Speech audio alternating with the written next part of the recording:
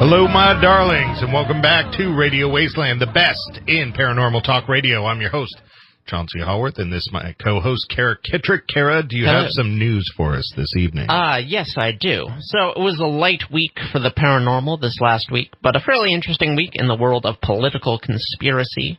So here's the rundown. A report came out last week showing that after President Trump fired James Comey, the FBI may have started to investigate whether Trump might be a Russian asset. A separate report came out around the same time showing that Trump had gone to, quote, extraordinary lengths to prevent any official record of his personal conversations with Vladimir Putin from existing. Asked about these reports on Fox News, Trump reacted, as a person would, with anger, saying it was, quote, the most insulting question he had ever been asked. This comes only a few weeks after conclusive evidence emerged that Paul Manafort had shared polling data with Russian oligarchs for reasons unknown, although it is not yet clear if Trump knew anything about this. A new study, Mission-Driven Research for Stratospheric Aerosol Geoengineering, published in Proceedings of the National Academy of Sciences. My story gets better here.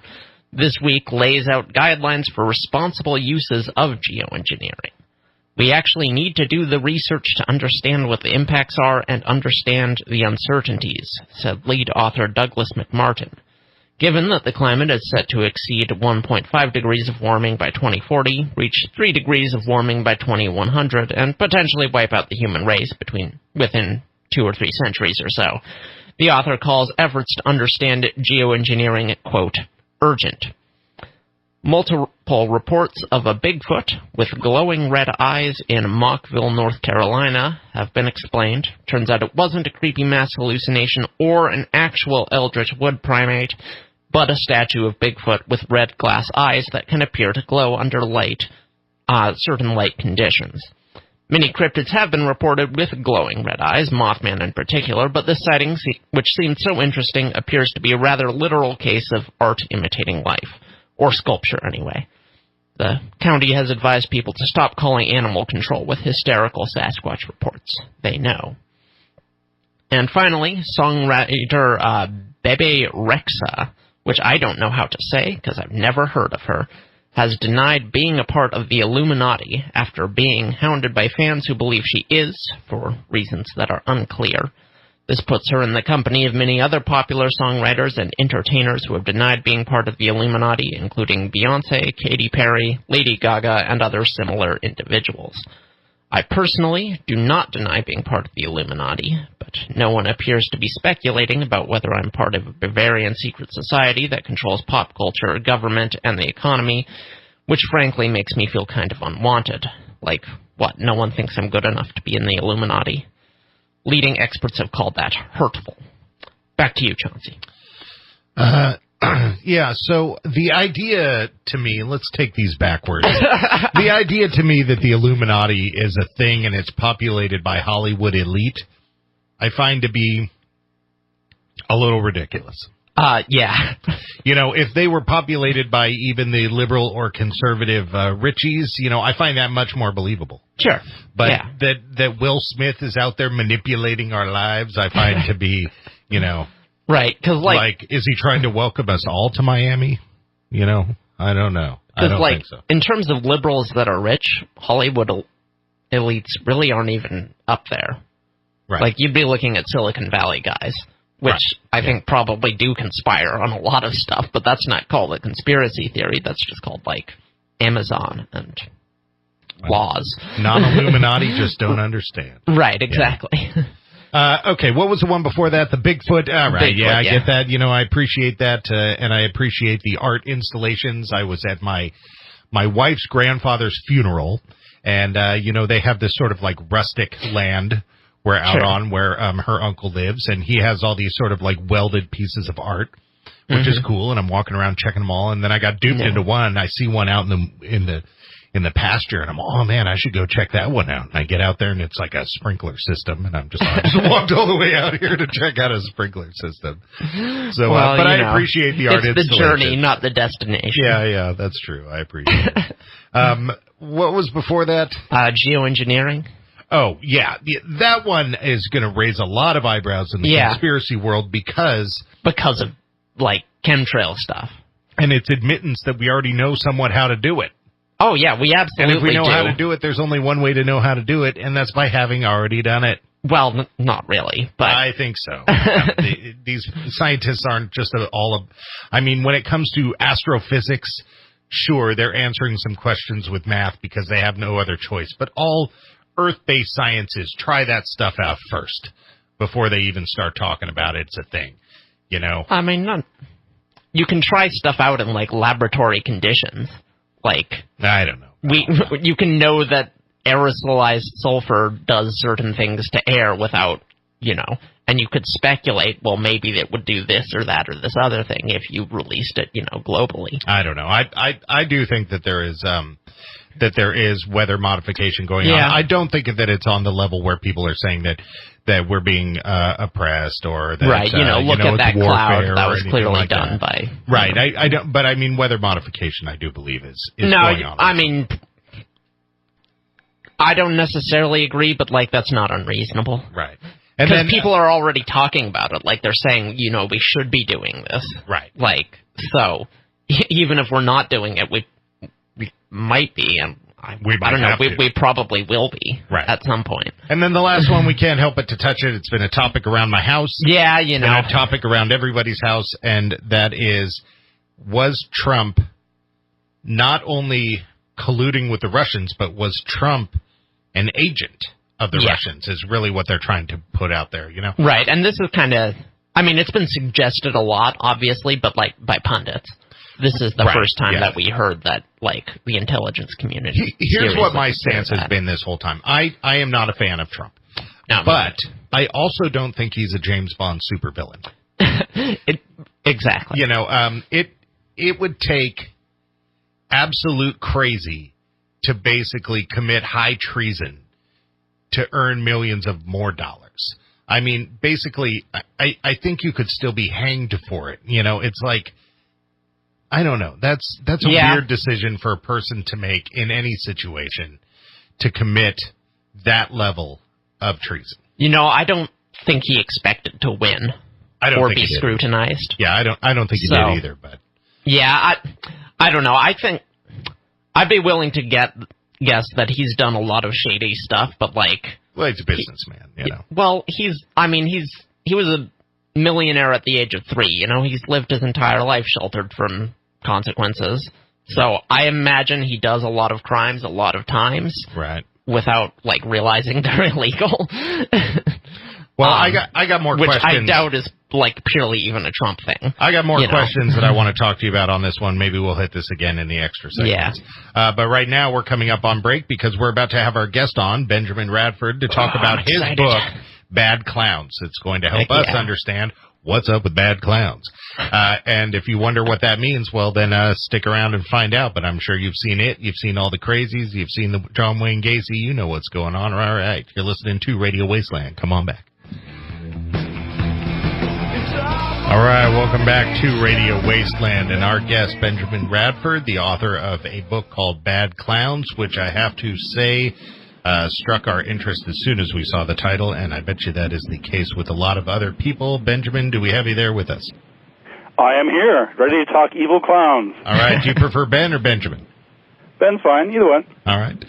So, you know, I don't even have to ask why you chose to write about this topic. Normally I say that, but as soon as I saw that the topic was written about, I'm all, oh, yeah, that was a good idea. You know, because we really do live in this world that has slowly been... clownified. Yeah, anti-clownified. You know, it's funny that every time something shady comes out about clowns, the, like, World Clown Federation, like, gets together and talks about how it's destroying their careers. And well, they do. They put out a statement in the newspaper or whatever. But, you know, but I got to say, where did you start with this? You know, there's a lot of places to enter this topic. Where did you enter? No, that you bring up an excellent question, especially something with something as broad as sort of evil or scary or bad clowns. That was one of the challenges of writing the book and doing the research was, where the hell do I start? They're just different generations. Everywhere. And so different generations are going to think of different in a couple of ways. One was chronologically. So I talk about, for example, the history of evil clowns and bad clowns, but specifically the bad ones, because I was intentionally not covering all clowns. I mean, there's been lots of books and films, documentaries. I mean, there's lots about clowns, but there's very relatively little about sort of the darker side of clowns, and so that was really what I wanted to focus on. So I go back and you can look at the early clowns, for example, in ancient Greece, and the Harlequin, and the evil clowns discussed by, for example, Charles Dickens in one of his novels. And then so I go chronologically, but then trying to break them down into where do you find these evil clowns, right? And so in some cases, you find them in sensational headlines. For example, you have John Wayne Gacy, of course, the famous killer clown. And then you find them in movies, for example, with Killer Clowns from Outer Space, Pennywise and It, of course, and things like that. And so I tried to sort of break it down into where you find the clowns, again, sort of movies, literature, and then I sort of took a little bit of an odd turn towards the last part of the book, where I included, for example, porn clowns. There's actually there's a category of sex clowns, because of course there is. Right. Well, balloon animals. And I looked at troll clowns, sort of the internet troll clowns, and then also what are called dip clowns, which are the if you've been on a carnival midway, they're the people that sit there in the dunk tanks, like, hey there, fatty, high and dry, right. And often they're clowns, and so their goal is to insult people and get you angry enough to put down $5 to buy some balls to hit him in the dunk tank. So that was one of the fascinating parts, where there were so many angles into it. There was Bozo the clown, Krusty the clown, all these different ones, and so that's sort of the angle that I took. So how far back so when I was doing a little bit of research for this, the furthest back I could see of really anything sort of horrific and clowny at the same time was probably Pagliacci or something like that. How far back are we looking at really a tale of the shady clown? Well, if you're looking at sort of the sketchy clowns, and actually I should clarify that for a minute, because I was trying to figure out, how do I title the book, because the book is titled Bad Clowns, but it's not people who, are just bad at their job. Right. There's lots of people that are bad at their job. So I had to sort of delineate, okay, what exactly am I talking about? And so it was clowns that are evil or malevolent or not nice in some way. And in some cases, of course, it's fictional, of course, so they're not professional clowns. So, for example, John Wayne Gacy was not a professional clown. The Joker in the DC Comics villain is not a professional clown. So I had to carefully sort of delineate that out. So if you're looking at where did the sort of scary or evil bad clown emerge, you're exactly right. Right around Pagliacci, you can look at the Harlequin figure, which makes his first appearance in 1585. In fact, in poems published in French. And of course, the Harlequin is much better known these days, and the Suicide Squad and the more sexy Harlequin. But yeah, I have to admit. So I got to tell you, 17 years ago, I had a daughter. 18 years ago in about a week, a couple days here, and at the time, Harlequin was this funny cartoon character, nothing else. And so I actually named my daughter Harley Quinn. And so now here I am with a 17-year-old daughter with this like super sexified character that's like all over, and I have a daughter named Harley Quinn. So I actually named my daughter. That's fascinating. So I like that story. So basically, the sort of the stereotypically scary clown really emerged again with Harlequin, and then, as I mentioned, Dickens wrote about sort of an alcoholic clown. So you have the sort of dual sides. But it's important to keep in mind that the clown figure has always had this darker side to it, and so. You can go back to the ancient Greece, for example. There would be European clowns that would sit in town squares and pelt people with nuts or fruits and sort of make fun of their names and say things that are silly. It's like a game. And in fact, clown, the word itself, it's of German origin. It's related to the Dutch or German word for boer, as in B-O-E-R, in South Africa, for example. So it's they're a farmer. They're people of the earth. They're everyday, hard-working people like that. So clown meant somebody who was sort of rustic or ill-mannered or sort of rough around the edges, and so that was always part of the character anyway. And so it wasn't really until the 1980s when you saw the scary clowns sort of pop into the cultural consciousness with Stephen King's It and Pennywise and things like that. But the clown figure has always been ambiguous. It's always had this darker side to it, and that's what Stephen King played against. Was this American notion that, clowns are happy, they're good, they make you laugh, they do balloon animals. Well, that's one version of the clown, but if you look at European clowns and really the history of clowns have never, they were never really good. They were just, sometimes they were good, sometimes they were bad, sometimes they were making you laugh, sometimes they were scaring the hell out of you. So there's always been that darker side to it. So originally they were maybe a little more like tricksters and stuff like that. There was definitely a bully aspect to them. Yeah, I mean the clown figure. If you look at the clown from a folkloric and mythological perspective, I mean exactly as you said, they're trickster figures, and so they're sort of a man without a master. They're given social license to say rude things, to be mean, to make fun of people.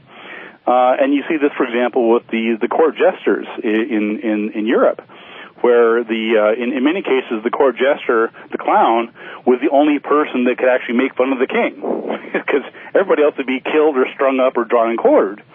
But because of the specific role the court jester and the clowns in general have in terms of, again, in society, sort of, we give them more latitude. They're allowed to be scary. They're allowed to be offensive. They're allowed to be this or that. And that actually ties in, as I mentioned earlier, with the dip clowns, the carnival clowns, where their job is to insult people and earn their pay that way.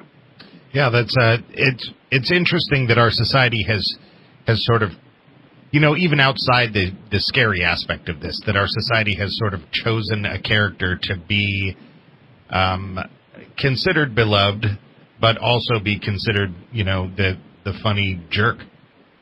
Yeah. Well, and that's probably that what you just described is probably the clearest if you look at, for example, Mr. Punch, who, particularly for British people, they'll know exactly what we're talking about. Is Punch and Judy. The Punch and Judy shows. Yeah. And he's the sort of the hook-nosed, red-capped. That's where we get the word slapstick, is because he would carry around this bat, and it was called a slapstick, and he would kill people. In fact, so you had these performances that were put on all around England. The first one was in 1662 of these two puppets. Mr. Punch was an evil clown, and he killed his baby. He threw his baby out the window, and he would beat up his wife, Judy, and he was just this terrifying, cruel, horrific character. But people loved him. He was it was like reality television with of the kids and time. adults. Yeah, it was like reality television of the time.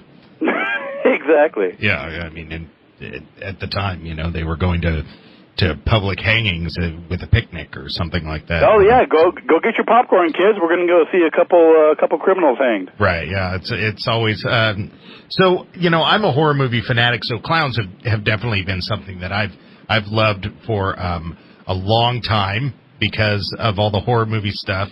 But as I've gone on through horror films, I have definitely seen a change in views of people from clowns, of it sort of being, oh, yeah, they're kind of creepy, to, yeah, they're definitely crazy. So we're about to go to break, but when we come back, I'd like to ask you a little bit about, that transition and probably the hidden face and the stranger danger of the 80s and how that transition happened. You're listening to Benjamin Radford here on Radio Wasteland. Come on back. All right, welcome back to Radio Wasteland. We are talking to Benjamin Radford about his book, Bad Clowns. Ben, so, before we went to break, I was saying that there seemed to be a transition, at least in American culture, where clowns became much more nefarious in the views of the regular person. And I'm wondering if in your book you stumbled across maybe why that happened. My thoughts were maybe, stranger danger. Kara here was thinking that Stephen King's It is really what pushed it over. What do you think? I think you're all right. there's a couple different things that happened. Very diplomatic. Thank you. I just pulled that one out of my butt. It's interesting because, and that was one of the when I was writing the book at first, I was like, well, what am I going to write about? It's like there's just these clowns, but then really when I began peeling back the layers and tracing back, how the influences go, that's where the book really got interesting to me, was sort of tracing back, this is where this happened. So, for example, the Joker, the DC Comics film, the Joker was introduced in 1940. Right.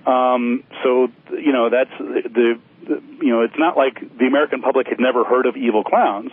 And of course, he was portrayed, by Cesar Romero, of course, that Joker wasn't terribly scary. Right. In the Batman, series. But really, so, there's always there, but it wasn't really, it didn't really explode, again until, as you mentioned, the 1980s. So there's a couple of things. One thing that happened was Stephen King's It, which as you mentioned, but it wasn't so much the book. The book itself was scary and it was a bestseller and all that, but it wasn't really until 1990 when it was a TV movie. It was a 2-part TV movie, and I think we're all about the same age, so we probably remember what that was. Oh, I definitely saw it. Yeah. Yeah, and that was really what made the difference. And so, keep in mind that, there's the recent remake of It, and part 1 came out last year, and part 2 is supposed to come out later this year. But part of the reason that Pennywise and It became such a hugely popular character was because it wasn't, for example, a PG or R-rated film in the theaters you had to go pay money to see. It was on national television. It was being broadcast into people's homes across the country. And you had Tim Curry with this manic, terrifying thing, and that became sort of a touchstone. Like, oh my God, do you remember seeing that? So, had that film instead been put in theaters, it's likely that Pennywise wouldn't be nearly as popular because it just wouldn't have been seen by that many people. And then you had Killer Clowns from Outer Space come out in 1988, and then you had another version. You had Shakes the Clown from Bobcat Goldthwait, right. known as the Citizen Kane of alcoholic clown movies, and it remains so to this day, of course, in 1991. Right, yeah. So that's really partly what happened, but you're exactly right. Is that there is a cultural stranger danger aspect to it, and it's not a coincidence that the 1980s was a time when it was a culturally ripe time for these sorts of evil clowns to come into the fore. This, you keep in mind, this was during a time when there was a satanic panic, and you had people like Geraldo Rivera doing their shows and talking about how they're Satanists behind every door. You had congressional hearings talking about whether heavy metal, Twisted Sister, and Iron Maiden, and Judas Priest were leading innocent children to devil worship, and so there was a very real concern in America at the time, and not just in the 80s, stretching into the 90s as well, where this notion that this sort of hidden threat of conspiracy theorists or conspiracy people and Satanists and clowns and masked people near kids. America was ready to embrace that and be terrified by it. Yeah, and there was also quite a few. I came across. My wife is obsessed with the ID channel and murders. There's one where a woman disguised herself and dressed as a clown and came to her victim's door and shot her, and they weren't able to find her for quite some time. And then there's also in Florida. That's right. Yeah. Then there's also quite a few, and I'm not sure how to PC get this out there, but there was quite a few child involved in a bad way clowns. Yes, there were, although in most of those cases, those turned out to be a case of basically false accusations. And we know that because a lot of the stories just turned out just not to be true. There were, in fact, several high-profile cases. There was the Fells Acres case. There was the Amaral case, where daycare workers were falsely accused of messing with kids and doing things like that.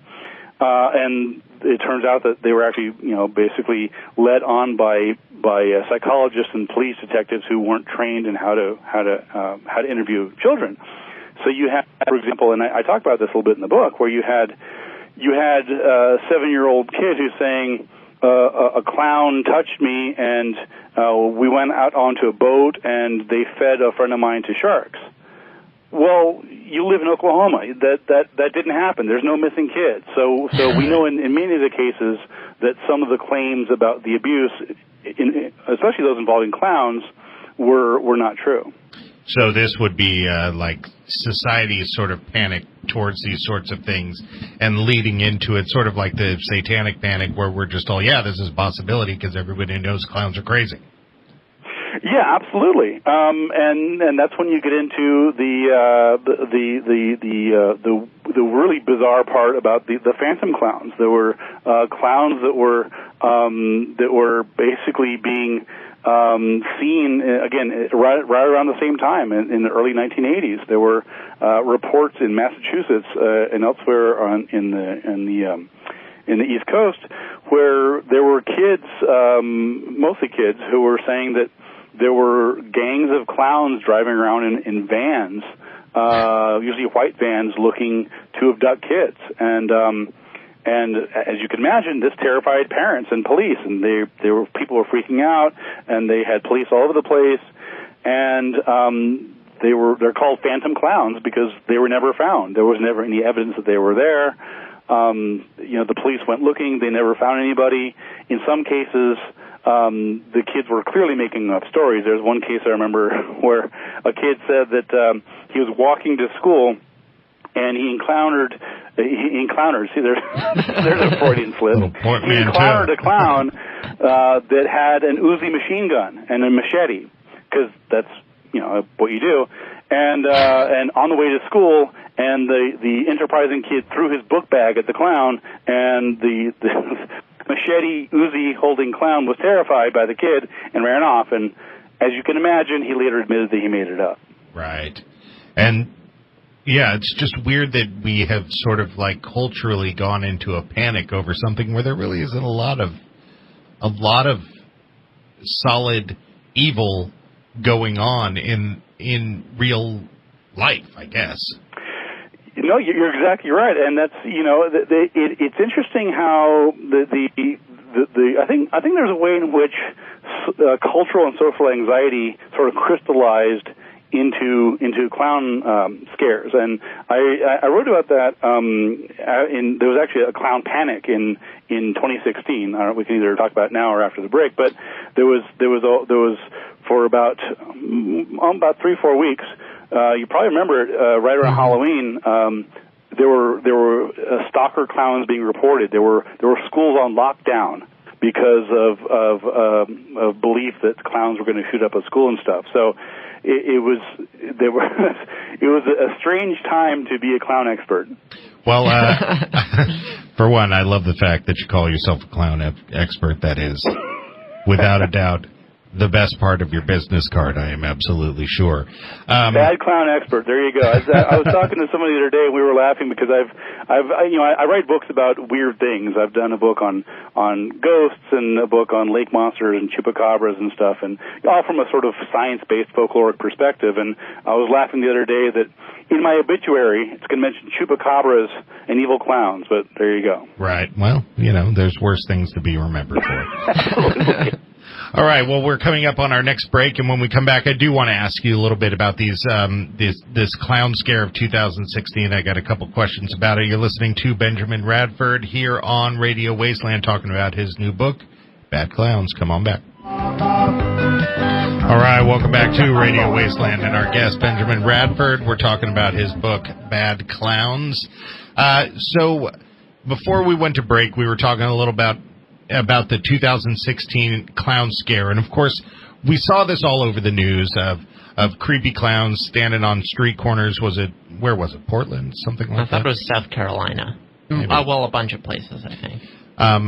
But, you know, they never gave us much meat to that story. You know, did we ever find anything out about what was going on with these people and why they were doing it? We did. It wasn't really well publicized. It was one of those things where, you know, the initial reports, of course, make headline news. There was, in fact, it was even addressed by the White House during a press conference at one point. Trump, what are you going to do about these scary clowns, right? Right. And so it was a case where, you know, as often happens with these stories, it sort of peters out. But I'll sort of take you back a couple of years to where the whole thing actually started. So the whole sort of stalking clowns phenomena really began in Northampton, England, 2013. And that's when there was a guy that went around the town of Northampton who was dressing up as a clown, and he was having his photo taken. In fact, he set up a Facebook page called Spot the Northampton Clown.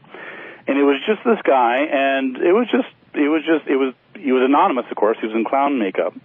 And he didn't attack anybody, didn't threaten anybody. He understood the psychology of why clowns are scary, and he would walk around silently carrying balloons, just waving at people at night. And of course, people freaked out. Right. They later tracked down who it was. It was actually a guy who was a local filmmaker named Alex Powell, and he was sort of put up as a publicity stunt. But it was the perfect mix of evil clown, social media, going viral type thing. And then there were copycats. So again, that happened in 2013, and then the next few years, there were other ones. There was one in Staten Island in 2014 where there was it was called the SI clown. In fact, even Stephen King was asked about it. He says, "Is this Pennywise coming to life?" And he says, "No, but I want royalties." Right. So that happened in 2014, and there were other ones in Californian towns, actually, and some also in France. And so, again, the idea of evil clowns going viral in real life. Again, this wasn't a movie, this wasn't a TV show, this wasn't American Horror Story. This is real life, or some approximation thereof. And then what happens is that there's copycats of copycats. And so what happened, the first real sighting of the clowns happened in Greenville, South Carolina in August. And there were reports of clowns that supposedly lived in some woods. It's sort of a Hansel and Gretel type thing behind an apartment building. And there was a report that clowns were trying to lure kids into the woods. Again, this is all very Hansel and Gretel fairy tale-y. Kind of Slender Man. Nobody was actually harmed. Yeah. So that was where it really began, was in South Carolina. And again, of course, this made huge news because people were actually freaking out because they said, "Oh, what, you know, there's creepy clowns living in the woods trying to lure children." And in fact, one guy even fired a gun into the woods. Thankfully, no one was hurt. But that set the stage, and so you had copycats. You had other people who were making threats in clown costume on social media, and you had schools being locked down. There were several in Alabama that were. There would be a viral video from, someone saying, "Hey, I'm going to come shoot up the place." And of course, these days with real life school shootings, you had police and the principals who they had to be better safe than sorry. Right? Even though they think it's a hoax, they think it's ridiculous, still, what if it's not, right? So they take it seriously, and then that sort of gets legitimized by the news media and parents who are saying, well, I thought this was silly and stupid, but they're shutting down the school. This must be real. And so it sort of reinforces the fear. Right. Yeah, absolutely. Yeah, it's funny how cyclical it can be, how this sort of fear feeds into it, and then the powers that be take it a little too seriously.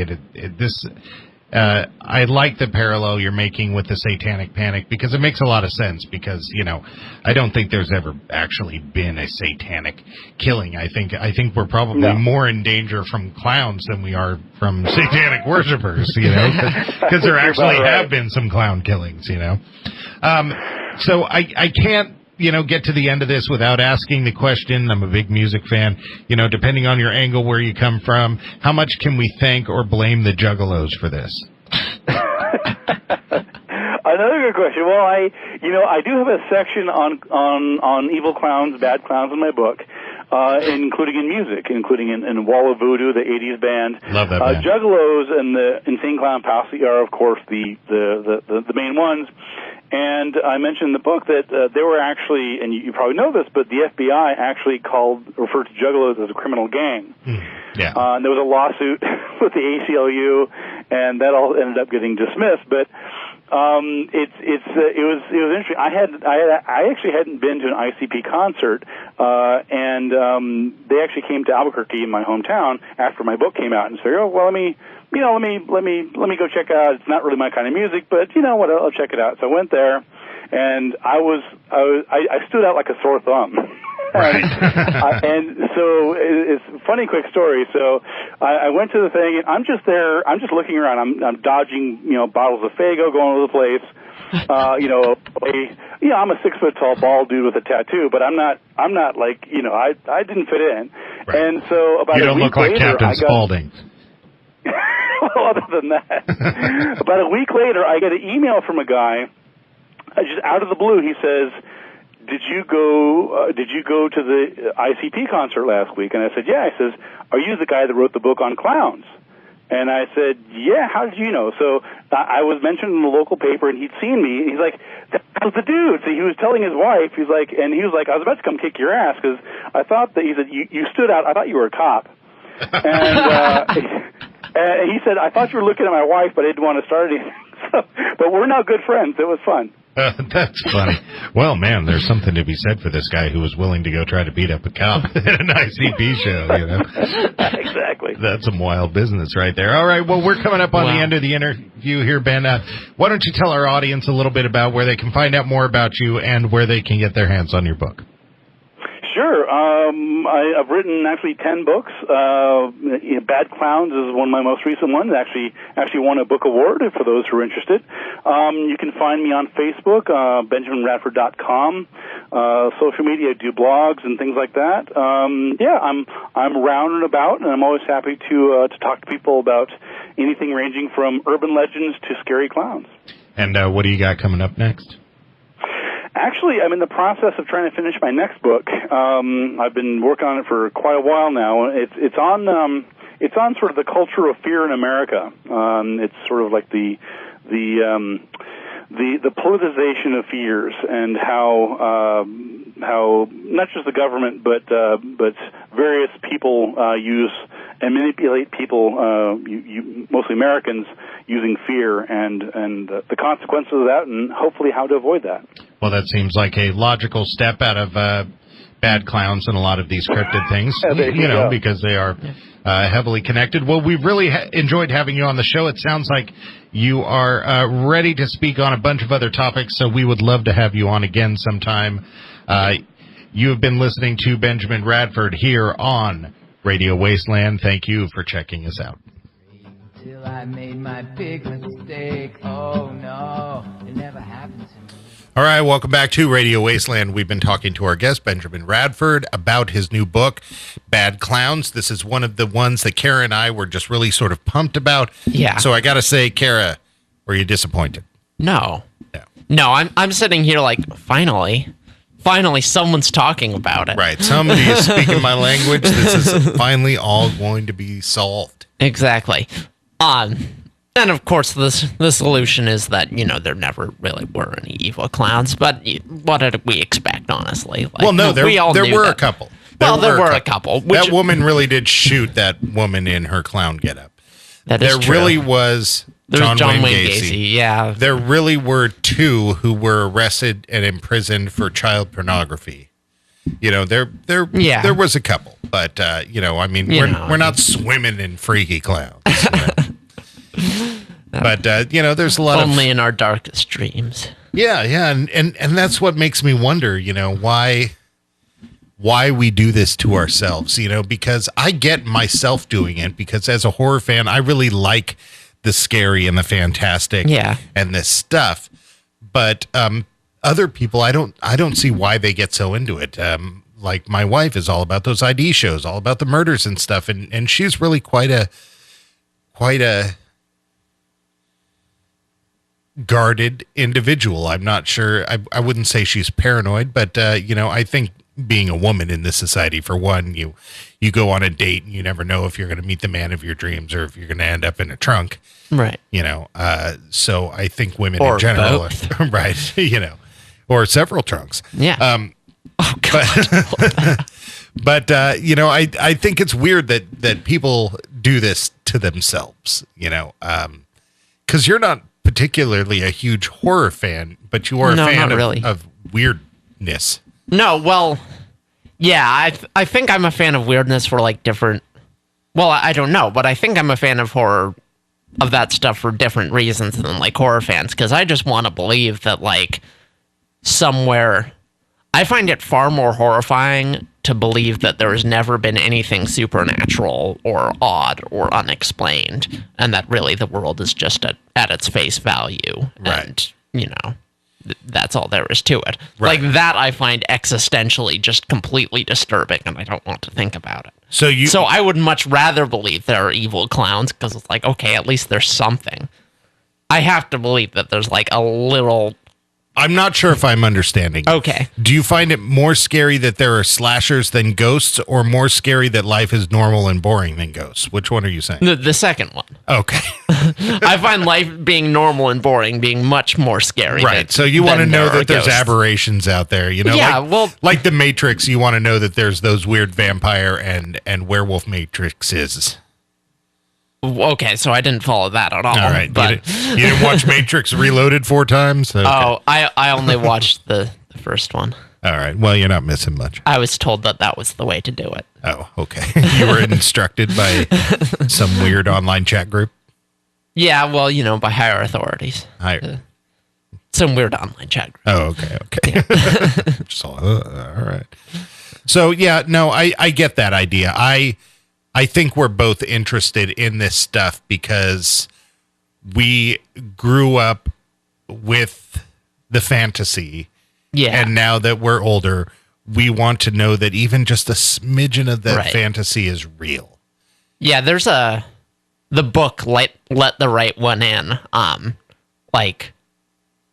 So the book is, and the movie is about this kid who lives next to another little kid who also happens to be a vampire. And he realizes it later, and he's thinking, no, that can't possibly be true though, because vampires aren't real. But he's like, well, surely there's a little bit of that stuff in the world. Right. The line is, surely there's a little bit of magic in the world. There has to be a tiny amount. Maybe. I don't know. I don't know about surely. Logically, that doesn't make sense. But emotionally, it's like, there has to be. Right. Otherwise, what is the point? Right. When my daughter was born, I had decided that I was going to tell her that there was no Santa. Yeah. I was going to raise her as that kid. Rip that Band-Aid off. Right. Just right out the gates, Yeah. But both my wife and her mom said, hey, you can't do this, Right. And so I ended up, she made it till she was 9 believing in Santa. That's impressive. And I'm just all I finally tell the two of them, I'm just all, she has to know this is getting weird. We have to tell her and stuff. And so I sit her down at the table. Have I told you this before? No, you haven't. Okay, good. I sit her down at the table. Dressed like Santa Claus. And I tell her, so I had recently watched Chasing Amy. Anybody out there who's seen Chasing Amy is going to know what I'm talking about. And I tell her that Santa's not real. And she's just all, well, the Tooth Fairy? And I'm just all, yeah, no. And she's just all in leprechauns and oh no, none of those. And she's all, okay. And she like takes it. She takes it real good. Or so okay. I think. I think it is set in. I think that we're on the same page. And I'm all, hey, she took that pretty good. You know, she must have known. So jokingly, and this brings us back to the chasing Amy part, I sit down with a piece of paper and in the middle I draw a dollar bill. And I draw a snail. And I draw Santa. And I draw the Easter Bunny. And I draw the Tooth Fairy. And I say, which one's going to get to the dollar bill the fastest? And she's just all, well, maybe Santa, because he delivers all those presents. And I'm all, well, no.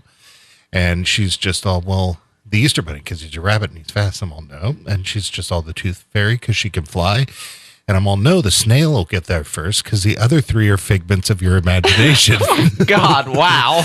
At which point she yells at me, you're lying, and starts crying and runs away from the table and like hides under her blankets upstairs crying for an hour. You know, and I'm all, oh my God, I am the worst parent that ever existed. Okay, that is cold. Like, you tell her, but you have to like drive that stake in, you know. I thought we were on the same page. Oh, you know, God, wow. She gets sarcasm. You know, I've joked with her for years that, you know. Do you get it? Do you really get it? Do you truly understand that these are merely figments? We've joked for years that she had a sister that drowned when they were little, that she had a twin sister that didn't make it. What? You know. I have a dark sense of humor, you know, and it's, oh my God, you know, that is perfect. I have weird kids now, but I'm not sure how we got here from clowns, but yes, I agree. You know, there's got to be a little magic, and it can't just be snails, you know. And I'm a terrible father for ruining that for my daughter. I feel bad about it now. I mean, you had to ruin it, but I mean, you didn't have to beat her down with cold logic and analogies. Right. Yeah, my wife even still says that she believes in Santa, you know.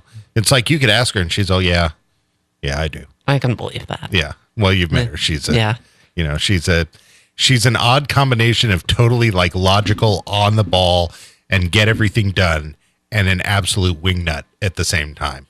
And it's like, I don't know. What can you do? Yeah. All right, you're listening to Radio Wasteland. Come on back.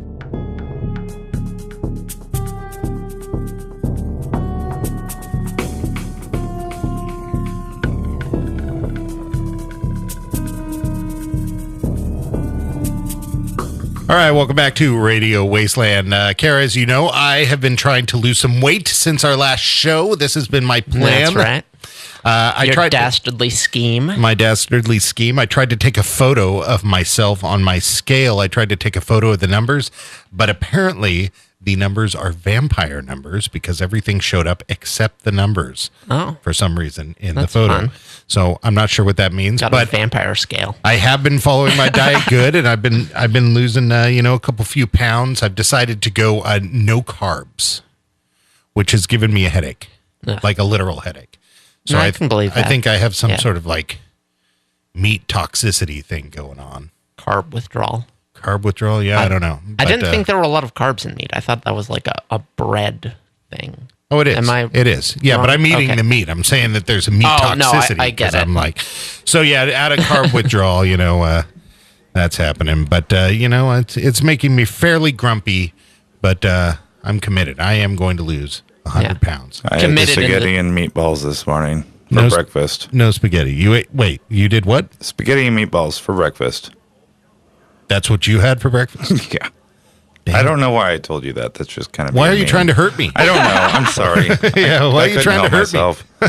All right, I'm going back to being quiet. You're going to go back to watching whatever video you're doing instead of paying attention to our radio show? It's a really cute cat, man. Oh, God.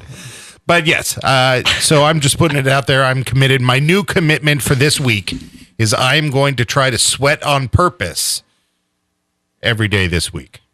Excellent. And I have to throw in the sweat on purpose because, I mean, you know, when you're 100 pounds overweight, there's a lot of sweating on accident. Oh, God. All right, you're listening to Radio Wasteland. Come on back.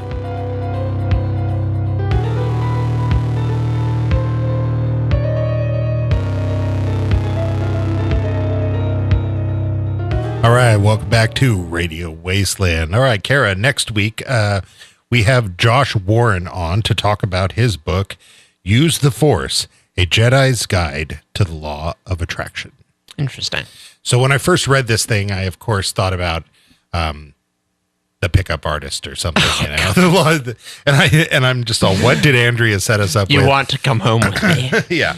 And of course I've heard of the law of attraction, but I initially a couple thought, of our guests have mentioned it actually. Right. I initially thought like, me going up to some girl and being all, I am the droid you're looking for, or something like that, and, but of course I read more about the book and I see what it's about, and, I don't know. It seems pretty interesting, and of course the Star Wars tie-in, you can't go wrong there. No, you certainly can't, and that kind of reminds me of the men who stare at goats, because right, yeah, in the book, which is about real life, and in the movie, there was a government program where the people involved called themselves Jedi because they were doing psychic stuff or something.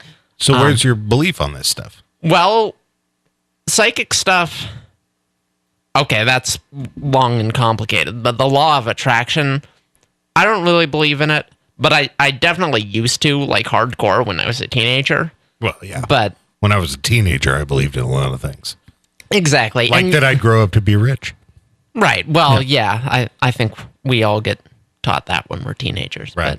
But, yeah, so I believed in that hardcore because, I was like a trans teenager growing up and I didn't know about like medicine that could make you transition. So I had to do like magic.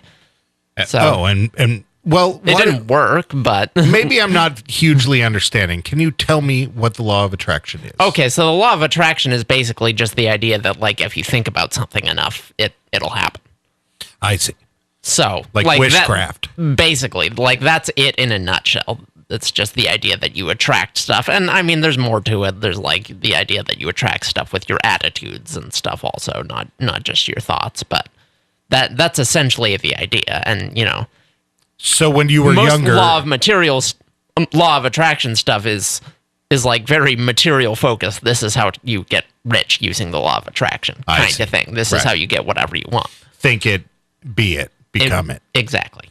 Right. And so when you were younger, a teen, trans, you were trying to think like that someday you'll have a different body, let's say, and maybe that will come true. Yeah. I got to tell you, as a teen, I was a heterosexual male and I had the exact same wishes. So I don't think it's that much different. No. I was looking at myself going like, please someday give me a different body because this just is not working out for me. Yeah, teens hating their bodies. That's news flash that happens, right. I guess. It's the one thing we can all identify on, right? The one thing we can all connect on. Yeah, except for like football jerks who peaked in high school or whatever. Right. And they do the opposite. They spend the rest of their lives wishing they could be back in that body. Right. Yeah. Which is worse, really. Like, I mean, the second one, obviously. Yeah, if you think about it, the first one's only, the first 4 or 6 years, Yeah. The rest of it is like 50.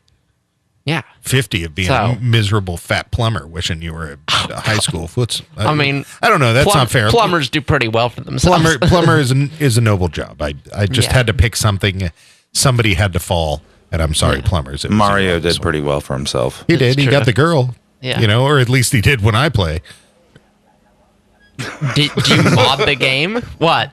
I win. Do you have X-rated Mario on your Nintendo? Right. So you're not a firm believer that this happens now. But in a karmic sense, you are. What do you mean? In a karmic sense, that if you, within reason, maybe not within magic of changing your body or changing the planet or something like that, but if you do it, believe it, you can eventually become it, like a lawyer or a writer or in a karmic sort of non-magical fashion. No, I don't really believe that either. You've just given up on life on the whole. No, I think it's basically a lottery, and we're all just doomed to plod along in our probabilistic existence. So this is kind of down the lines of The Secret. It's exactly The Secret. The Secret is the book that popularized the concept of the law of attraction. Oh, really? Okay, yes. That makes a lot of sense to me. Okay, well, I think I got a lot of questions for Josh Warren, so I'm looking forward to it. So We're tune in get to the bottom of this next week on Radio Wasteland for our guest Josh Warren for his book, Use the Force, A Jedi's Guide to the Law of Attraction. Thanks for checking us out.